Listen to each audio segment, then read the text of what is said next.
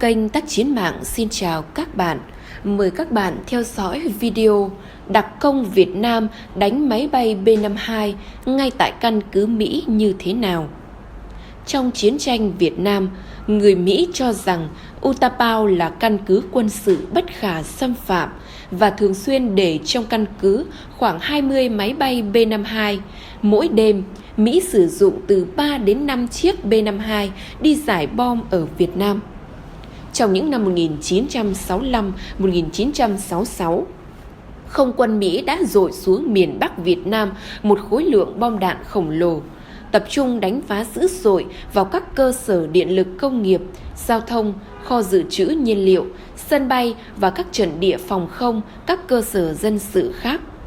Tháng 2 năm 1967, Tổng thống Johnson chuẩn y đề nghị của Hội đồng Tham mưu trưởng Liên quân Mỹ cho phép mở rộng phạm vi đánh phá trong khu vực Hà Nội, Hải Phòng, tiến hành giải mìn trên các luồng sông cửa biển, dùng không quân khống chế gắt gao khu vực ven biển từ vĩ tuyến 17 đến vĩ tuyến 20. Để thực hiện kế hoạch này, Mỹ đã củng cố và tiến hành xây dựng những căn cứ không quân tại Thái Lan như sân bay Utapao, Ubon, Udon. Do vị trí rất gần Việt Nam, từ những sân bay này, những chiếc máy bay B-52 của Mỹ sẽ cất cánh đi đánh phá miền Bắc Việt Nam mà không cần tiếp nhiên liệu trên không. Cường độ xuất kích cao hơn, khả năng tiếp vận cũng sẽ nhanh và nhiều hơn. Với chủ trương, địch xuất phát từ đâu, ta sẽ đánh trả ngay tại nơi xào huyệt của chúng. Và trên cơ sở phân tích tin tình báo chiến lược, phán đoán ý đồ của Mỹ, Bộ Tư lệnh Binh chủng đặc công đã giao nhiệm vụ cho Thượng tá Nguyễn Đức Chúng, Tham mưu trưởng binh chủng, nghiên cứu và chuẩn bị phương án đánh thẳng vào những căn cứ máy bay B-52 của Mỹ tại Thái Lan khi chúng tăng cường ném bom thủ đô Hà Nội.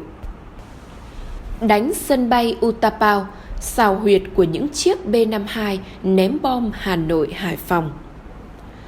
Utapao là một sân bay quân sự của Thái Lan, được xây dựng từ năm 1952, cách thủ đô Bangkok khoảng 190 km. Năm 1968, quân đội Mỹ đầu tư thành một căn cứ không quân chiến lược để sử dụng trong chiến lược quân sự của Mỹ ở khu vực Đông Nam Á. Người Mỹ cho rằng đây là căn cứ quân sự bất khả xâm phạm và thường xuyên để trong căn cứ khoảng 20 chiếc máy bay B-52. Mỗi đêm, Mỹ sử dụng từ 3 đến 5 chiếc B-52 đi giải bom ở Việt Nam. Bộ Tư lệnh Binh chủng đặc công xác định không thể đánh sân bay Utapao bằng lực lượng lớn từ xa mà phải dùng một lực lượng nhỏ, những người lính đặc công đang hoạt động trên đất Thái Lan thì mới có điều kiện tiếp cận, điều tra nghiên cứu và tấn công mục tiêu. Tháng 5 năm 1971, đồng chí Lê Toàn, chính trị viên tiểu đoàn đặc công biệt động 1A, đã cùng một tổ công tác vượt biên giới sang Campuchia, rồi từ đó lên sát biên giới Thái Lan, trực tiếp bắt liên lạc và thành lập một tổ đặc công gồm các anh Trần Thế Lại, Bùi Văn Phương, Vũ Công Đài, lúc đó đang hoạt động trên đất Thái Lan. Đồng chí Lê Toàn giao nhiệm vụ đánh sân bay Utapao cho tổ đặc công này. Nhận nhiệm vụ tổ chức trận đánh, đồng chí Trần Thế Lại đã liên lạc và giao nhiệm vụ cho đồng chí Bùi Văn Phương chuẩn bị vị trí cất giấu vũ khí, giả trang là dân thường đến khu vực sân bay Utapao để điều tra nghiên cứu mục tiêu, nắm tình hình sơ bộ và kiểm tra nơi cất giấu vũ khí. Cũng trong tháng 10 năm 1971, đồng chí Vũ Công Đài và Bùi Văn Phương là hai người sẽ trực tiếp thực hiện trận đánh, đã gặp nhau bàn bạc thống nhất kế hoạch, nội dung và phương pháp trinh sát sân bay Utapao từ ngày 5 đến ngày 9 tháng 11 năm 1971 nhằm nắm được rõ quy luật hoạt động của địch. Các anh đã dự kiến một phương án tấn công sân bay là phá hủy bí mật bằng thủ pháo nổ chậm. Nếu bị lộ thì chuyển sang đánh nổ ngay. Vũ khí sẽ sử dụng là 10 quả thủ pháo loại 0,4 kg bằng chất nổ mạnh C4 và 2 quả lựu đạn. Trưa ngày 9 tháng 1 năm 1972, hai đồng chí Phương và Đài đi xe đến gần khu vực sân bay. 19 giờ cùng ngày, các anh đã lấy xong số vũ khí được cất giấu.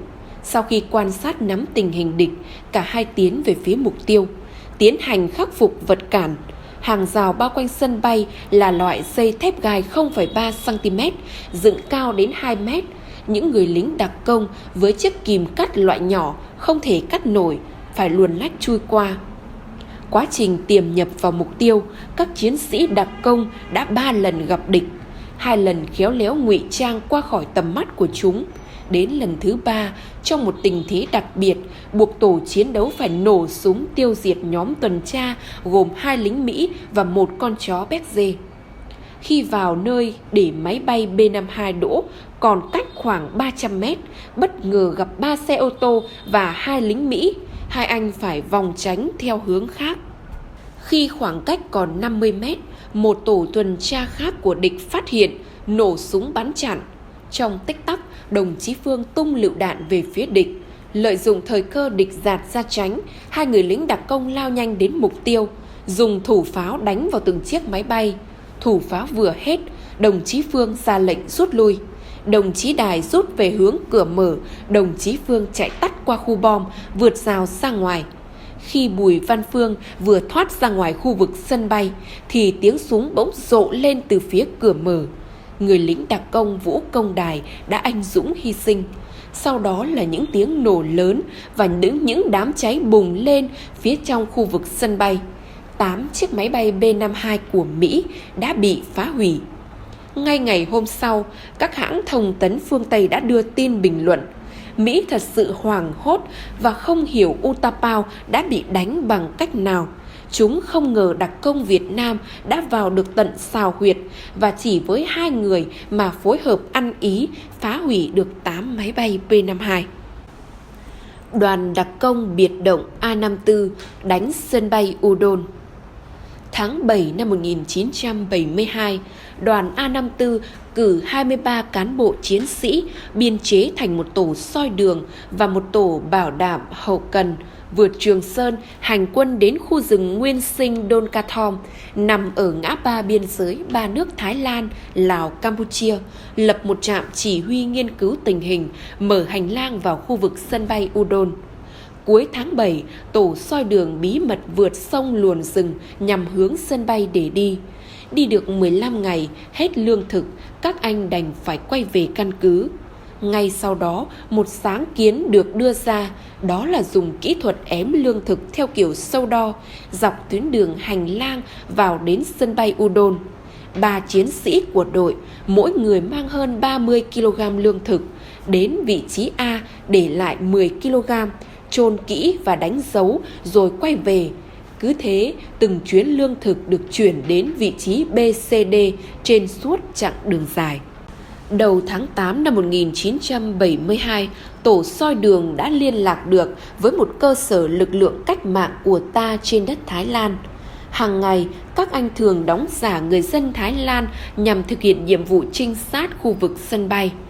Tuy hành lang vừa mới được hình thành, nhưng với ý chí quyết tâm phá hủy máy bay B-52 tại sân bay Udon, nên đoàn A-54 thực hiện kế hoạch vừa trinh sát mục tiêu, vừa đưa đội hình chiến đấu đi theo, trinh sát tới đâu, hoàn chỉnh phương án chiến đấu đến đó. Nếu thời cơ cho phép, sẽ tiến hành ngay. Cuối tháng 8 năm 1972, một đội hình chiến đấu gồm 10 người được thành lập do đồng chí Đào Đức Hạnh, đoàn trưởng đoàn A-54 chỉ huy, vượt biên giới, luồn rừng tới cơ sở cách mạng của ta ở Thái Lan là căn cứ 07. Trong tháng 9 năm 1972, đội thực hiện nhiệm vụ trinh sát, tạo hành lang từ căn cứ 07 đến sân bay Udon nhằm xác định vị trí tập kết, xác định đường hướng đột nhập vào sân bay. Đêm ngày 1 tháng 10, đội hình chiến đấu bắt đầu cơ động vào sát khu vực sân bay Udon. Lúc này trời mưa to gió lớn, phải đến gần sáng ngày mùng 2, đội mới tới được gần sân bay. Trời sắp sáng, sợ lộ bí mật, mọi người phải phân tán ẩn nấp, chờ đến khi trời tối để vào trinh sát mục tiêu. Phương án đánh B-52 lần này là dùng mìn nổ chậm, nếu bị lộ thì chuyển sang đánh nổ ngay. 8 đồng chí trong đội hình chiến đấu chia làm 3 tổ, trong đó 2 người có nhiệm vụ mở cửa và bảo vệ cửa mở, 4 người đánh phá máy bay, 2 người đánh phá kho xăng.